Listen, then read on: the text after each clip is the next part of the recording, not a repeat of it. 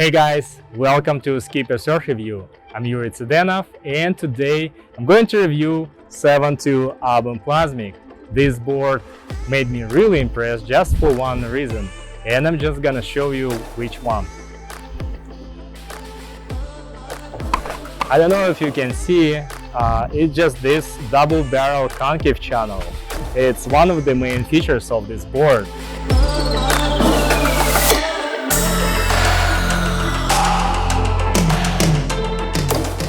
So I want to be honest with you, I never felt the concaves in my life, whether it would be single to double or just straight single concave. The only thing I can feel under the board are the fins, and only when the conditions are clean. With this particular board, I want to believe that I finally felt the concave. And I want to share my feelings with you and what it actually does to the board. And the most important part is probably the way it grabs the face of the wave. It's really smooth and it doesn't slide off or do anything like that. Basically, it feels like that the board glues to the face of the wave and nothing can stop it. It also goes rail to rail effortlessly, and after just 2 pumps, you fly with the lightning speed. And you get that twin fin vibe almost immediately, and it's really impressive how quickly it accelerates, being really chunky with a lot of volume. And the other thing is surfing backside. That's just another level, and since I got this board, I never bugged the rails while doing backside turns. However, I found really challenging doing frontside turns in the beginning, and it took me quite some time to get used to it, and I usually need more face to make it to work. This board is just a stretched out version of the original Plasmic, which I wanted to get in the first place in size between 5'4" and 5'6". And as you may know, Album surfboards get hand-shaped and glassed in California. After I put around 10 sessions into this board, I only found a few foot impressions on the deck, and if I put on a scale from 1 to 10, I would give it solid 4.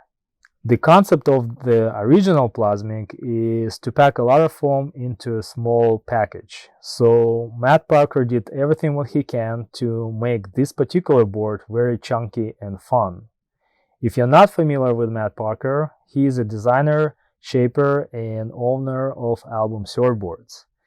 I personally love his shaping philosophy, which says surf the way you want to surf, have fun, and don't take it seriously. This board has about 50 liters of volume. That's what I actually felt, and I think it might be a little more, might be a little less, but it's definitely over 45 liters. And this volume is evenly spread out from top to the bottom. I was even able to play with Cheater 5 at no problem. And I treat this board as my shortboard, as my mid-length, and as a longboard now.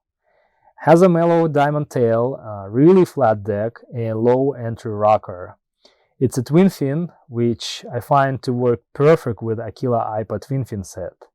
By the way, it's not really skaty as you would think. This board has unbelievable hold despite the conditions, whether you ride through the boilers or trying to get barreled. And it's just an incredible paddler. I was able to get into any waves so early, whether it's flat or firing.